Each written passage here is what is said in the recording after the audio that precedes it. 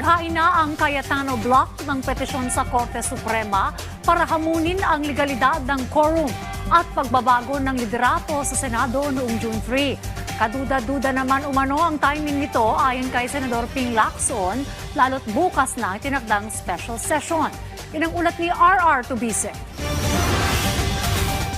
Bumwelta si Senator Ping Lacson sa grupo ni Senator Alan Peter Cayetano matapos ang paghain nila ng petisyon sa Korte Suprema. Kaduda-duda umano ang timing ng petisyon dahil isinumite ito isang araw bago ang special session na ipinatawag ni Pangulong Ferdinand R. Marcos Jr. Layo ng special session na talakayin ang ilang pending priority measures kasama na ang mga usapin sa Commission on Appointments at ang formal na pagtatalaga kay Senator Sherwin Gatchalian bilang Senate President pro tempore at Acting Senate President. Sinabi rin ni Lacson na handa ang majority block ni Gatchalian sa anumang posibleng gawin ni Cayetano sa special session. Sa kanilang petisyon, hiniling ni Cayetano kasama ang kanyang block na maglabas ang SC ng status quo ante order. Kapansin-pansin na hindi kasama sa petitioner sina Mark Villar at Joel Villanueva. Pinapa-invalidate nila sa Korte Suprema kabilang ang pagdeklarang bakante ang mga elective position sa Senado, pagkakatalaga kay Gatchalian bilang leader, pagkakatalaga kay Senator Mig Zubiri bilang majority leader at pagpapalit ng Senate Secretary at Sergeant at Arms.